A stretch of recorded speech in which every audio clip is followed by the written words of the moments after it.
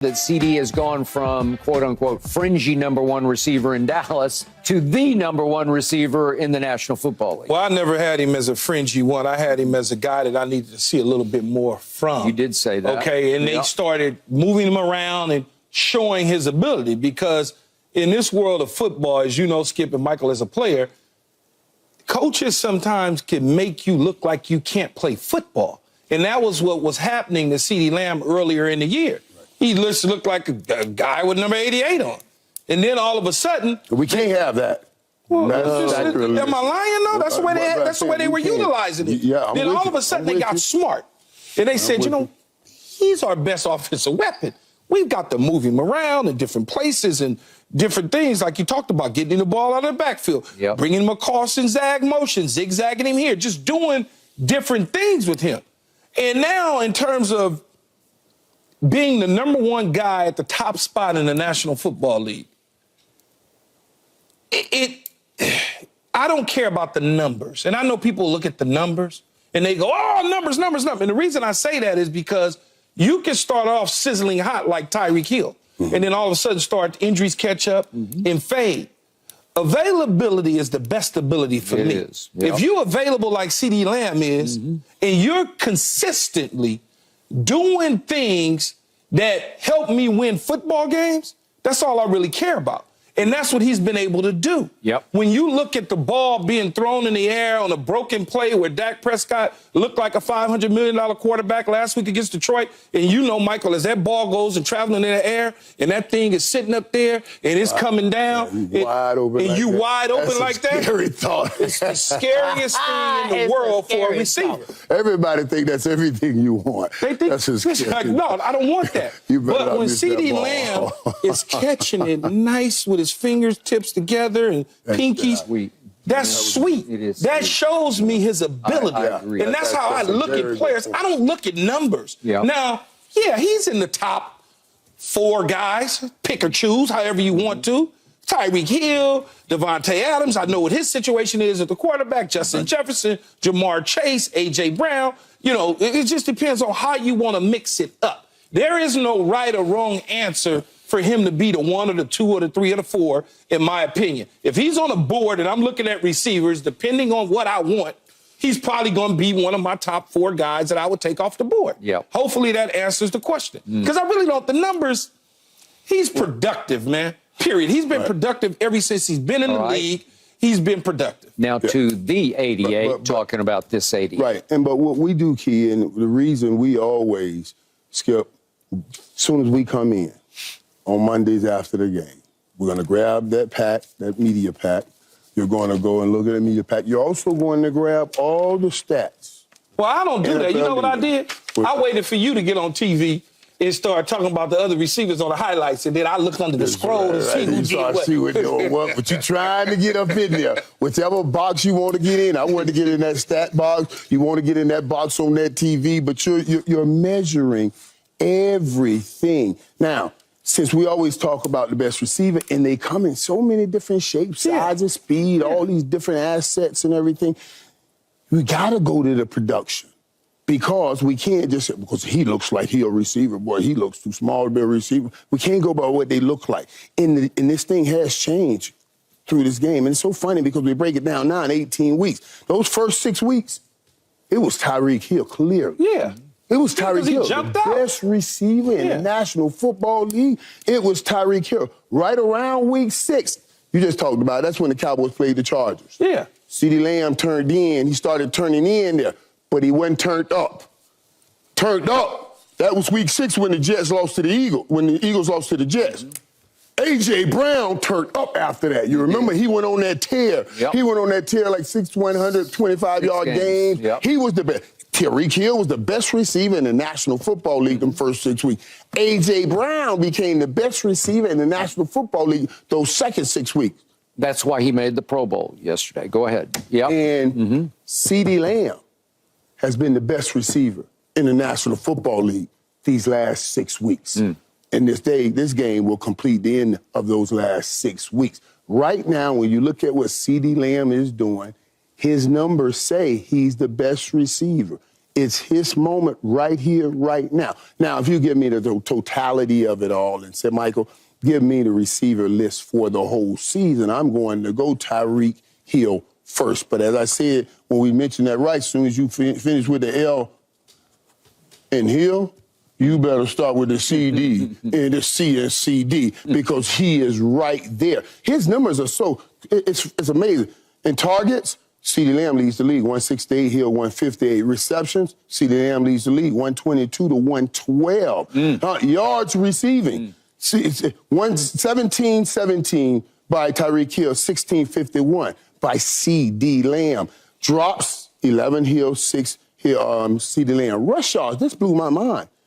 Hill 15, CeeDee Lamb 106. Rush TDs, Hill 0, CeeDee Lamb 2. CeeDee Lamb is the best wide receiver in the National Football League these last 6 months. Only reason I won't say over the total year is because Tyreek got hurt late in the year. If Tyreek had put up these numbers not hurt, CeeDee Lamb would be the best receiver in the National Football League right now. Got it. All right, just for your edification.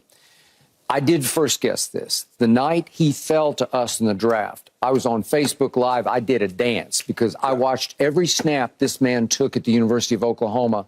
He's a bad man after the catch. He is a legit star receiver, very worthy of wearing the 88. Right. But to your point, early this year, he was misused. Yes. And he doesn't have the aura and charisma in emoting emotion that you always displayed. And I think he stayed quiet until through the San Francisco game when they threw him 5 balls and he caught 4 for 49 and it was 42-10. And then very quietly he went to Mike McCarthy and said, "You've got to utilize me." And that was the week that Richard Sherman, and I love Richard, he's got high football IQ. He's texting me about a Jerry quote that indicated Jerry was not backing CeeDee Lamb. He wasn't a big fan. It came across as, "I'm not supporting CeeDee." And I said, "No, it's just a wacky Jerry quote." He loves CeeDee Lamb. Right. He danced the night they took him in the first round when he fell in their lap.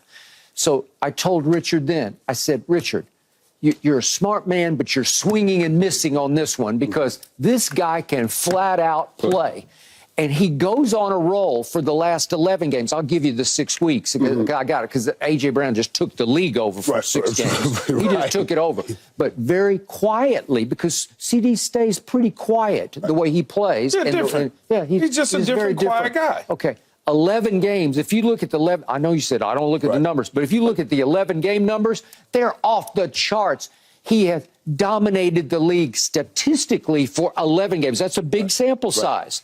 And he dominated Detroit the other night, and Dan Campbell said after the game, he's just a good player. We just didn't have an answer and the reason I don't look at the numbers like that, though, Skip, because I can see when I'm watching I know, him. I got you know that. what I'm saying? I'm with I'm like, I'm an eye test this guy. dude right here is really good. Yeah. They're not utilizing him right, though. All right, but productivity-wise, over these 11 games, you would have to say he's the best receiver. But he's been producing for the Dallas Cowboys since he's been in the league. He has. I mean, he continue every year. He gets better and better and better and better. And it just so happened to be contract time coming up. So now decisions have got to be made based on his performance and helping his team win. They got to back that truck up. But he has gotten here by force and it's not by choice. They chose to take a different route coming into the season. No question. They chose to try to ball control and keep Dak out of harm's way from throwing interceptions. They're going to try to win games running the football, slowing it down, and playing great defense. I keep telling people over and over again, it's great to have a plan,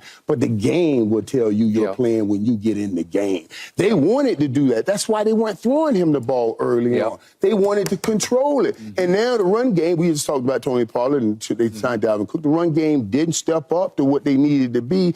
And by force, not by choice, by force, they said, "Okay, CeeDee Lamb, we got to give you a chance to do. We got to give you a chance to be the catalyst for this thing." Now it's not what we're going to have a run game and throw to you. You're going to be everything in this whole game, and that's why I just love Tyreek. The whole system is built around Tyreek. They're beginning to start to build their whole system, the Dallas Cowboys, around CeeDee Lamb. That's why I'm saying this is incredible. Ago, you had Tyreek Hill on the Mount Rushmore. Mount Rushmore. Right. So now, Great. with them numbers close to CeeDee Lamb and Hill, what happens now? Well, see, Mount Rushmore is also a combination of your whole career. And Tyreek Hill, with Tyreek Hill, his whole career got there. But CeeDee Lamb having this kind of season, and if he could keep having this kind of season, man, right now he's right here. Climbing up Mount Rushmore. He's right around here, right around that pocket. Yeah. He just keep going. He can roll on up chest. He can give him a shoulder, and he can get up here on that Mount Rushmore if he keep putting seasons like this together. Final thought. This is what I love the most about CeeDee Lamb. He is the baddest baller on my team. I trust him in big games and big moments. He comes to play. He is fearless, afraid of nobody. And he has what I call subtle separation because he can flat get open. They were doubling him. They were tripling him the other night. He can separate. It's subtle. He doesn't look like he's moving, but on quickness and speed, he has it. It's misleading how quickly and easily he gets open, but he can flat out get open. No, he's very good running the catch guy. Yeah. When I said it when we first got him, everybody looked at me like I was crazy. And I said, you know, after I talked with him and we talked about wearing 80, I said, I'm telling you something, this is going to be the most physically gifted, talented 88 we've ever had. You got to be a you, man. Look at this. This dude can play. Because even at Oklahoma, he had, I think it's like 7 touchdowns in the slot, 7 on the outside. Well, perfect. And I was like, whoa. That's interesting. That's crazy. Yeah. And he's coming here and doing the same thing. He is the most only thing he needs to fix for me is uncharacteristic drops. He does. He just fix that. Loses focus or whatever it is. Well, he's trying to do too much sometimes, and I think a lot of that goes with the game. Like if you feel we need something, I've seen one time trying to get up the field too soon before you catch that ball. Catch that ball. You just got to focus. And one little thing too. I don't when they're grabbing you. Just keep going hard. Sometimes, you know, he'll get mad and throw his hands up. And sometimes, because I'm a bigger guy, you're a bigger guy, we're used to people grabbing us and we can run through it. The smaller guys always turn, come on, ref. I just need him to run through it. Maybe he'll get the ball, maybe he won't, but just run through it. Constructive criticism. Come on, ref. Yeah, I ain't got time. Come on. All right, let's talk Eagles next. A.J. Brown says everything's going to be just fine for the Eagles, and I say baloney. Just like y'all don't see that hole, don't worry about it.